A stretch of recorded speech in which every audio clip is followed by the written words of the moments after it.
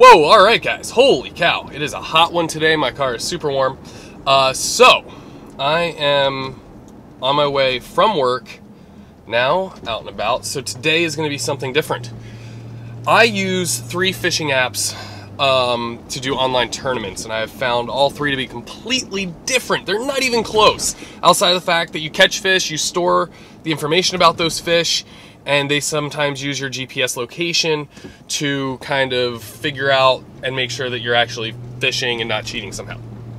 Other than that, the 3 apps I use are completely different. Today, we're gonna go over the iCatch app.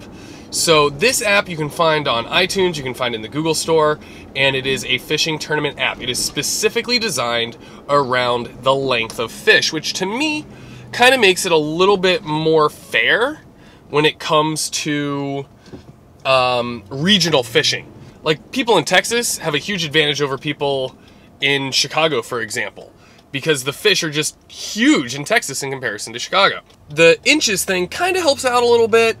You know, not always. The guys in Texas always tend to have a bit of an advantage, but 9 times out of 10, we can do rather well in the iCatch tournament app. Now, if you haven't noticed, Flair, who is a huge YouTube fishing personality, is hosting these tournaments. From my understanding, he is associated with the app in some fashion, and they host online tournaments. They happen over the weekend, and it's all about length of fish. The one that's going to be happening this weekend start on Saturday, I believe the 22nd, maybe the 23rd, sorry, I don't know off the top of my head, is going to be one of the newer ones since the update of the app.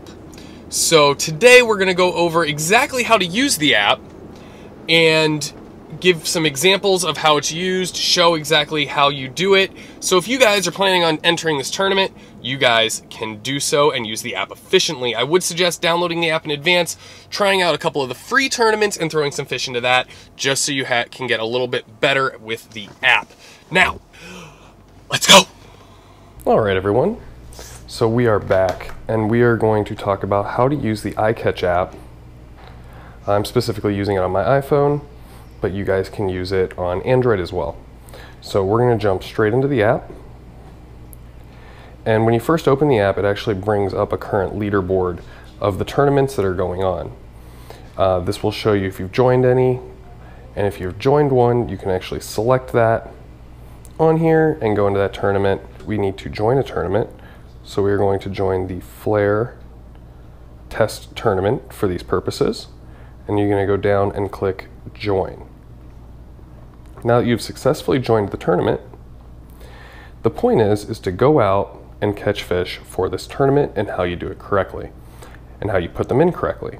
So when you go to the tournament, you come down and you start fishing. You can close your app and you're ready to go. But how do you put in a fish? Well, say you just caught a fish. Now you have to use add catch.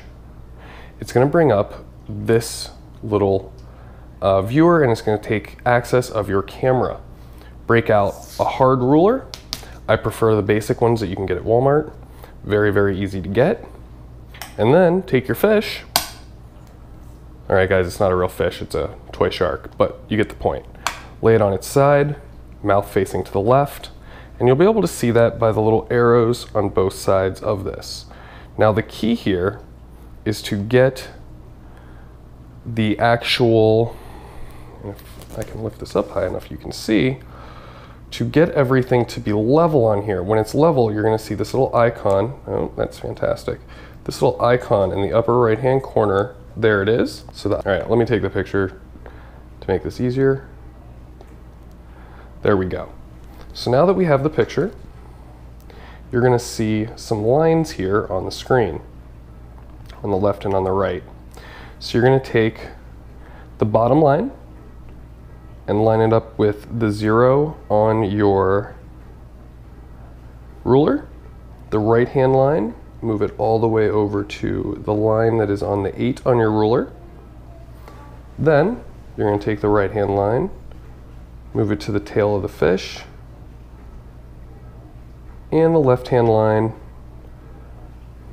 and move it over to the nose of the fish. Now when you have this all done, you will be able to see the lines clearly, on the nose, on the tail, and on the ruler, although it is hard to see in these images just because it's a GoPro, go figure. When you've done that, click Done, and this little Accept button will pop up, click that as well. The next screen is going to have you select the fish type.